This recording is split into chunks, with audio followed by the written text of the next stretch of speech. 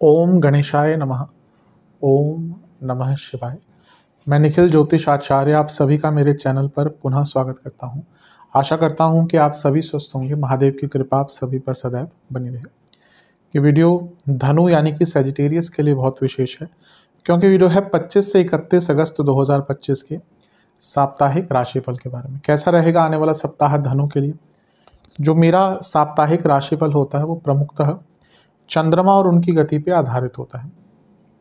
चंद्रमा बहुत विशेष ग्रह हैं, लेकिन अगर हम साप्ताहिक राशिफल के संदर्भ में बात करें तो पहला तो उनकी तेज गति 2.25 से 2.5 दिन में राशि बदल लेना, दूसरा उनका मन का कारक होना, और तीसरा उनका ये भाव या ये क्वालिटी कि वे जिस भी भाव में जाएंगे उसको एक्टिवेट कर देंगे। इन सब चीज़ों के कारण उनका पूरे सप्ताह में जो गोचर होता है वो हमारे मन पर बहुत प्रभाव डालता है, हमारे डे टू डे एक्टिविटीज़ पर बहुत प्रभाव डालता है, और इसको समझने के लिए ही साप्ताहिक राशिफल अति विशेष होता है।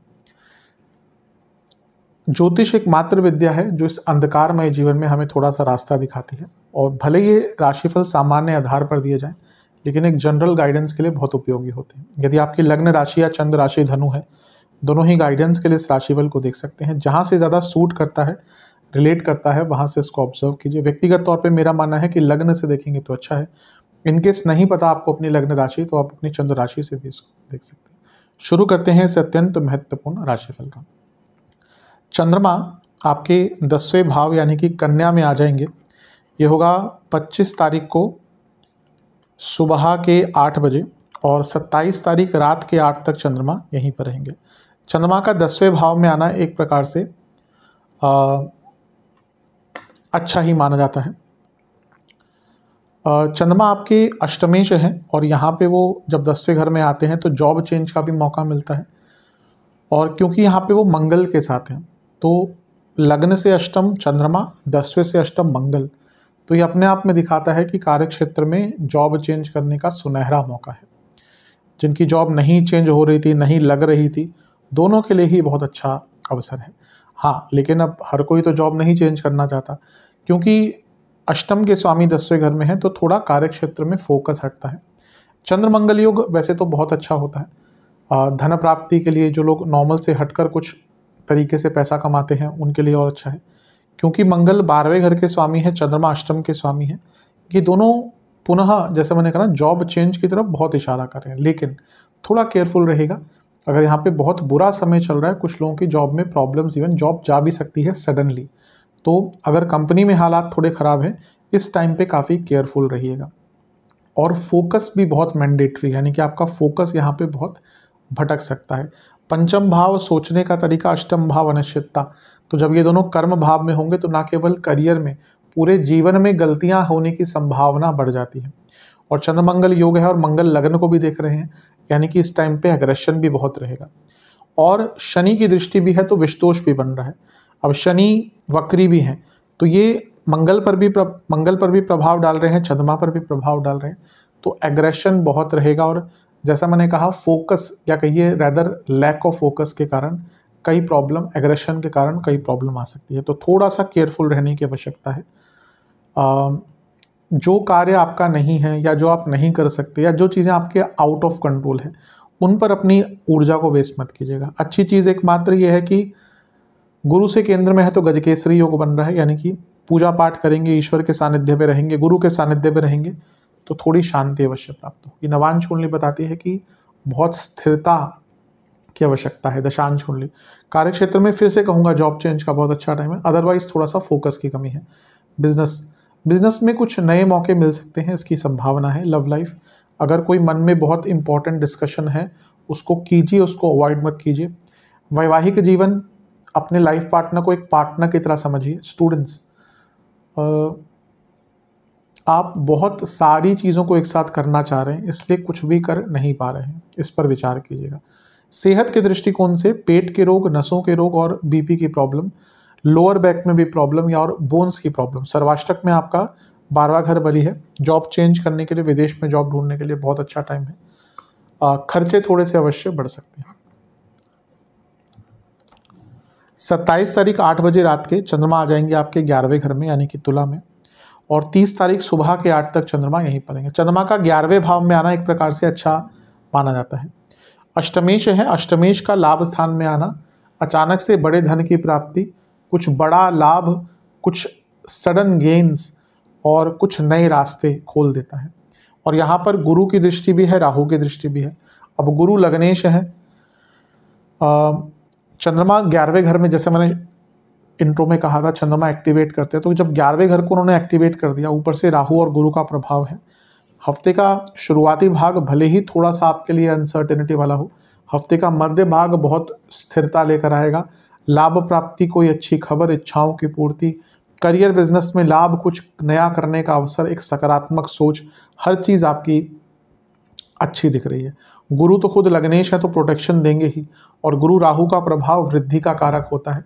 तो अचानक से बहुत सारी अपॉर्चुनिटीज़, जो रास्ते बंद होते हुए दिख रहे थे उसकी जगह कुछ नए रास्ते आपके लिए खोलेंगे। तो हफ्ते का मध्य भाग बहुत अच्छा है। नवांश कुंडली बता रही है कि थोड़ा इंडिविजुअलिटी अपनी दिखाइए, आप लोगों को फॉलो बहुत कर रहे हैं। दशांश कुंडली कार्य क्षेत्र में केवल अपने काम से काम रखना है। बिजनेस में बहुत बड़े धन का लाभ दिख रहा है, बहुत बड़ा पैसा आता हुआ दिख रहा है। लव लाइफ ठीक है, नया रिलेशनशिप भी स्टार्ट हो सकता है, अच्छा टाइम है।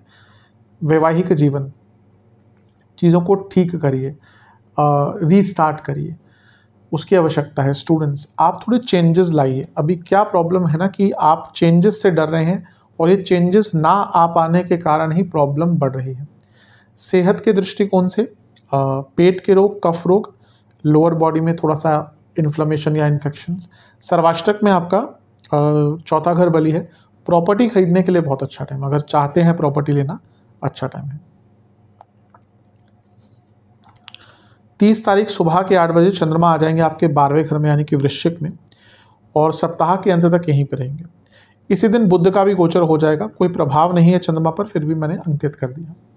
अब यहाँ पे फिर से थोड़ा सा कष्ट है। अब ये हफ्ता आपके लिए थोड़ा सा बहुत ज़्यादा अप्स एंड डाउन्स वाला होगा, जहाँ शुरुआती भाग थोड़ा अनिश्चितता लेकर आएगा, मध्य भाग अचानक से चीज़ें अच्छी होंगी, फिर अंतिम भाग में पुनः अनिश्चितताएं दिख रही हैं। चंद्रमा पर प्रभाव देख लेते हैं। यहाँ पे 12वें घर के चंद्रमा अच्छे नहीं होते, बहुत इनसिक्योरिटीज़, बहुत मन की चिंताएं, बहुत विविध सोच, नीच के हैं।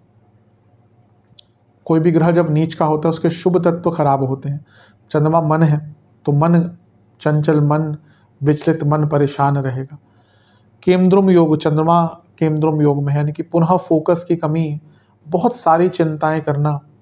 और गुरु से छठे में यानी कि शकट योग, तो चंद्रमा सेंसिटिव तो थे ही, चंद्रमा परेशान तो थे ही, ऊपर से शकट योग बन गया, यानी कि कोई कार्य भी विलंबित होंगे।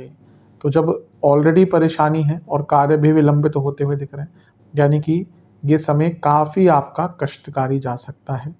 खर्चे बढ़ेंगे, मानसिक शारीरिक सेहत पर प्रभाव रहेगा, गलत निर्णय ले सकते हैं। एंग्जाइटी दुनिया भर की धनु के पास होती ही है, यहाँ पे और बढ़ेगी।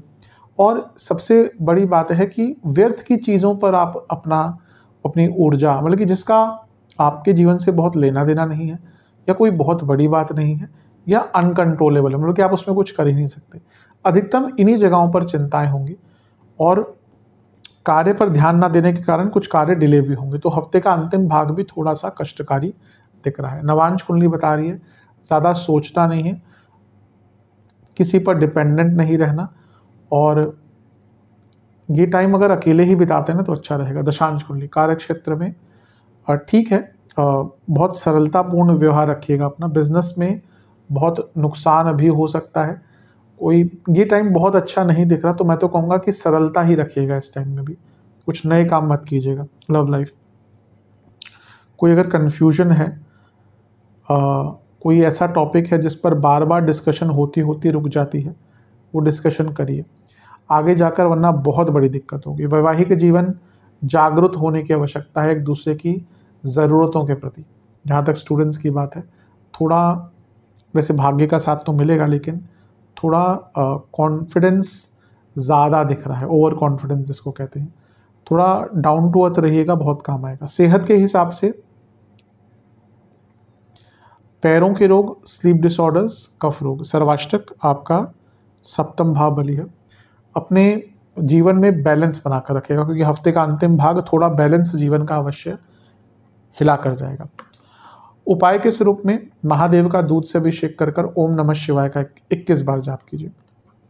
आशा करता हूँ कि वीडियो काम आएगा। चैनल पर नए हैं सब्सक्राइब कीजिए, वीडियो को लाइक कीजिए। मिलता हूँ अगली वीडियो में, तब तक के लिए ओम नमः शिवाय।